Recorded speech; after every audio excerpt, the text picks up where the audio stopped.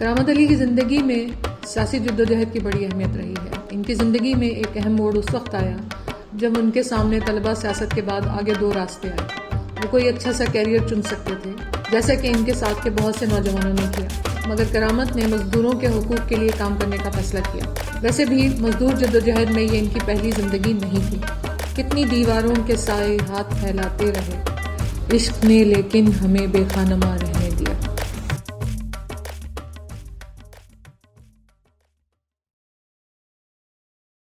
جنیدی صاحب، آپ نے سب سے پہلے کرامت کے بارے میں کہاں سنا تھا، کس سے سنا تھا، یا پہلی ملاقات کب ہوئی؟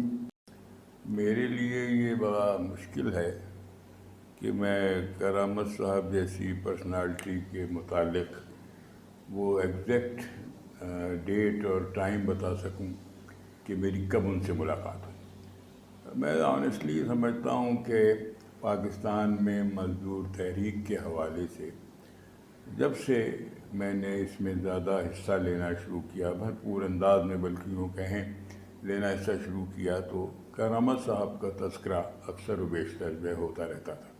پھر ہمارے کچھ جو ہے کہتے ہیں کہ وہ کہتے ہیں باہمی دوست، کامن فرینڈس بھی تھے، جس میں بشیر نوید جو ہے خاص طور پہ تھے، تو ان کے ذریعے بھی جو ہے ملاقاتیں رہی ہیں۔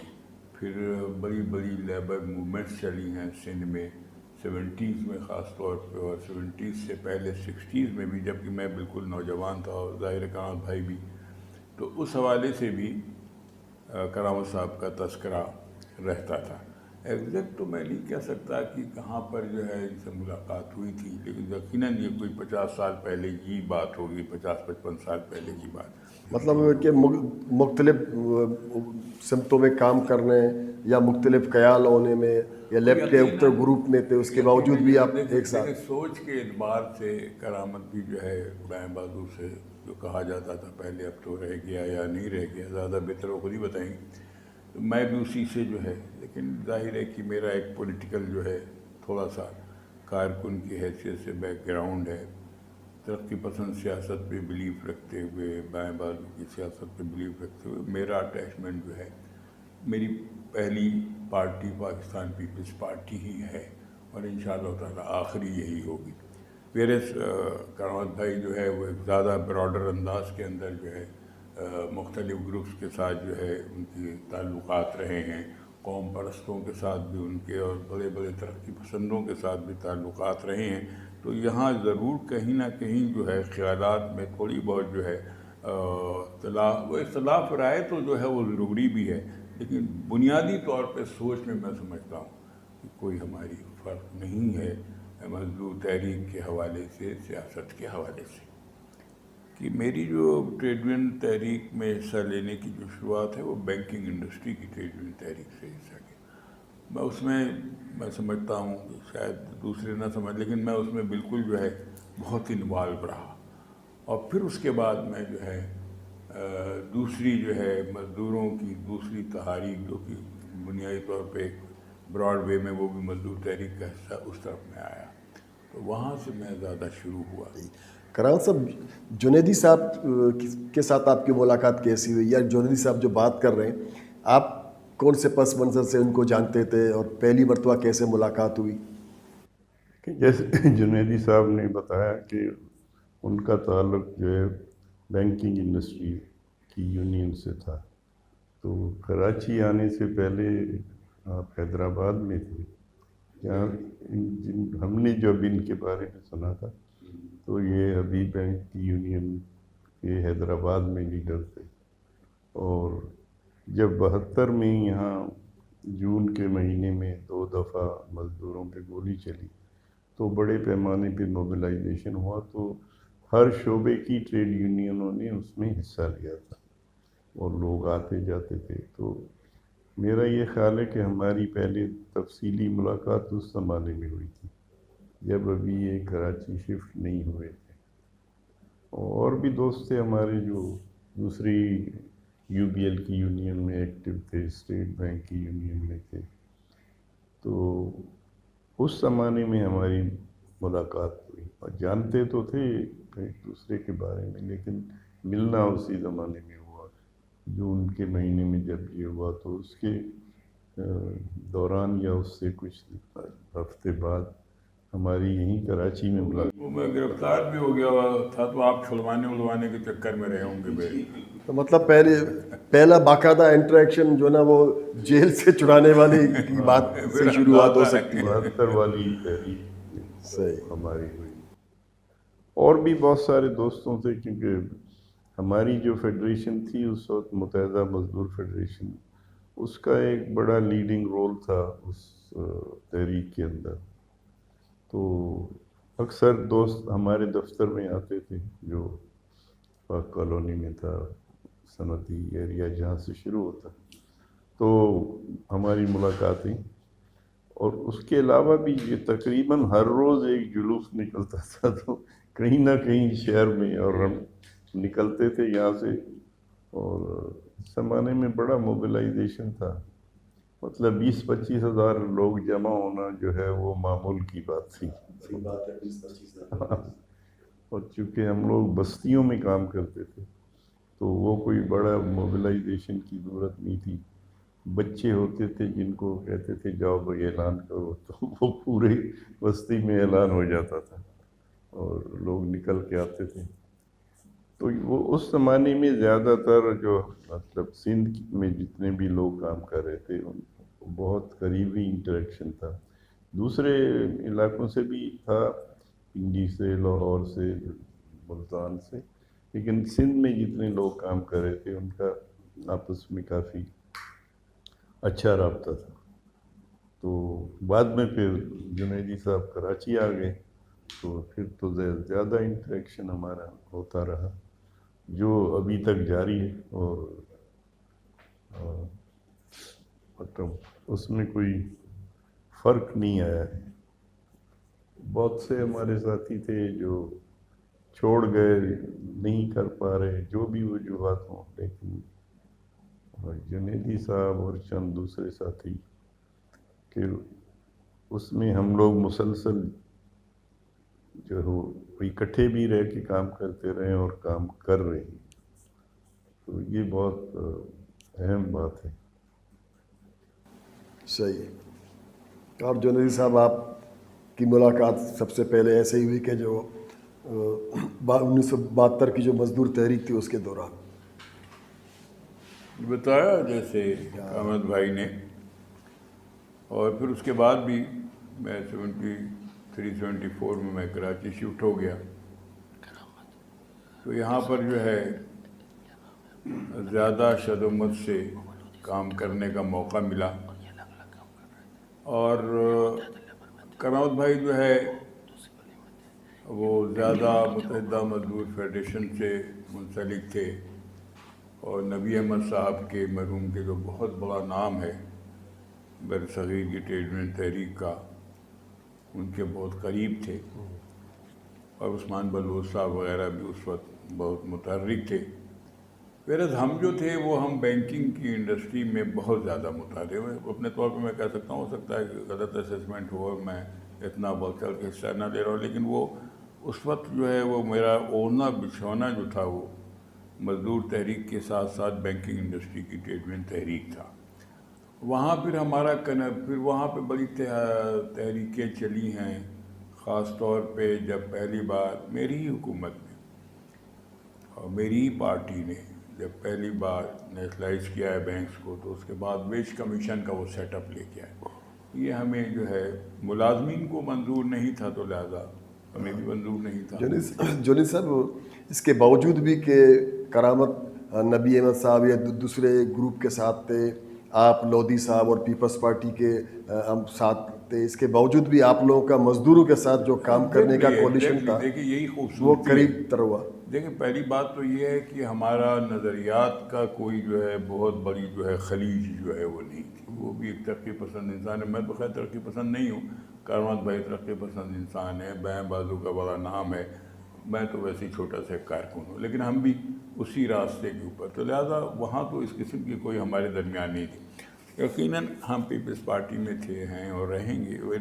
میری خواہش ہے کہ میں آخری میری پارٹی ہو اور رہے گی بھی انشاءاللہ تعالیٰ. تو تو اس کے باوجود جو ہے ہم بالکل ملتے تھے، دوستوں کی طرح ملتے تھے. نبی احمد صاحب کا احترام میرا خیال ہے جتنا کرامت بھائی کرتے تھے اس سے دوگنا ہم کرتے تھے ان کا احترام.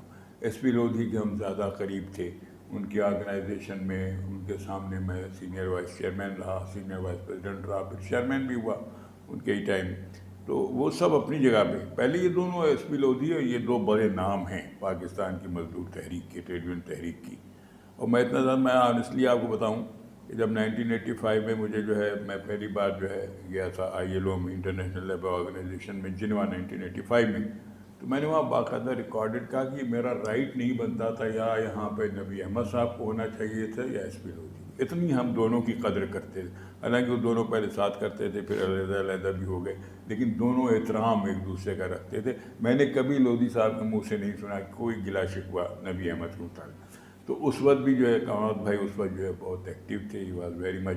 لیکن میں سمجھتا ہوں کہ جو ٹو بی آنیسٹ کرامت جو ہے وہ ان کو صرف ایک ٹریڈ یونین ایکٹیوسٹ کے طور پہ نہیں دیکھا جانا چاہیے.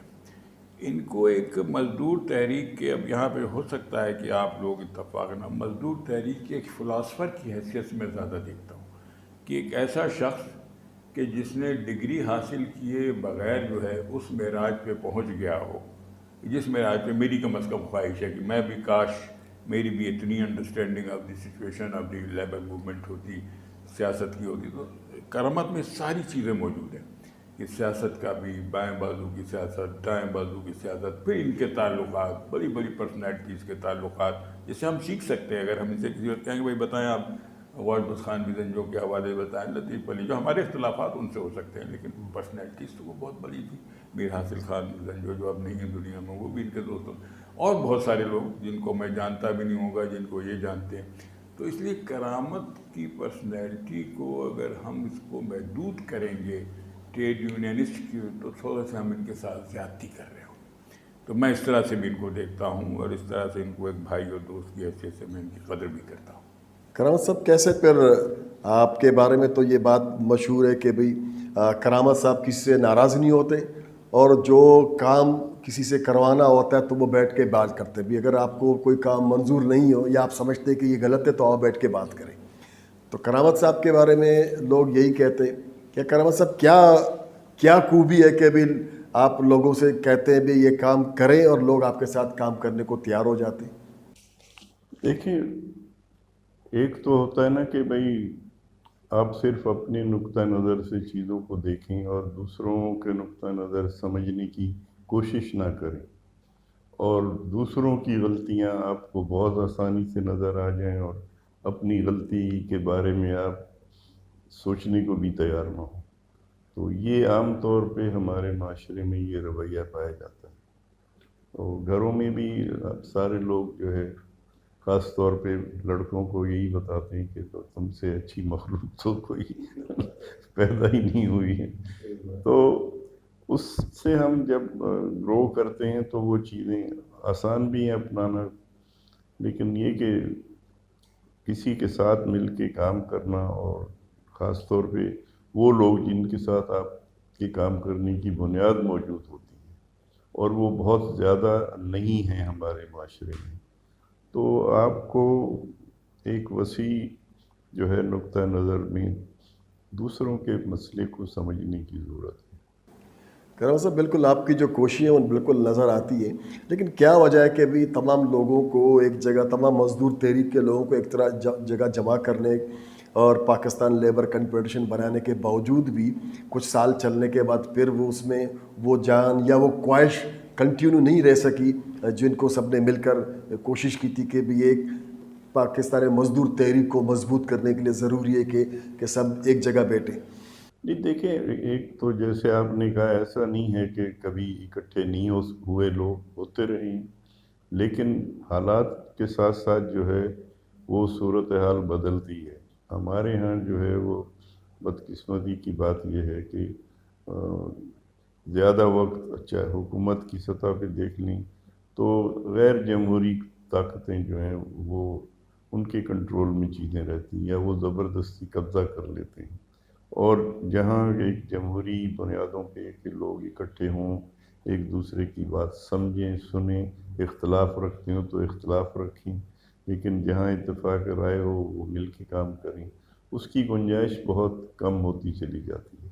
مطلب پھر یہ کہ اب مذہب میں بھی آپ دیکھ لیں تو ہمارے 72 فرقے ہیں، تو ظاہر ہے، اور اس میں پھر نئے نئے لوگ بنانا شروع کر دیں شاید اب اس میں اضافہ ہی ہو گیا۔ معاشرے میں، اور یہ بڑی حد تک جو ہے یہ جو ہمارا 150-200 سال کے کلونیل دور تھا اس کے بھی اثرات ہیں، کیونکہ ان کا ضرورت تھی کہ لوگوں کو تقسیم کر کے رکھیں، خوف زدہ کر کے رکھیں، اور وہ دونوں چیزیں ہم لوگوں نے انہیرٹ کی ہوئی ہیں، کافی ڈیپ ہیں ہماری سائیکی میں۔ تو ان سب کی وجہ سے یہ ہوتا ہے کہ ایک تو جب غیر جمہوری حکومتیں آتی ہیں تو وہ ان لوگوں کو زیادہ چھوٹ دیتی ہیں جو ان کی لائن ٹو کرنے کو تیار ہوں۔ تو ایسے لوگ جو ہیں وہ زیادہ ہیں ویسے بھی ہمارے معاشرے میں۔ تو ٹریڈ یونین میں بھی یہی حال ہوتا ہے کہ ابھی ہم بات کر رہے تھے کہ جی ILO میں کون جاتا ہے پاکستان کی نمائندگی کرنے، تو کبھی کبھی جو ہے ایک دفعہ جنیدی صاحب بھی چلے گئے، ایک دفعہ میں بھی چلا گیا تھا، لیکن وہ ایک لگا بندہ ان کا طریقہ ہے جو ریاست کو کنٹرول کرتے ہیں۔ تو وہ جب تنظیمیں بنتی ہیں تو اس سے وہ خوش نہیں ہوتے ہیں، وہ مسلسل ان تنظیموں کو، پلیٹ فارم کو توڑنے کی کوشش کرتے ہیں۔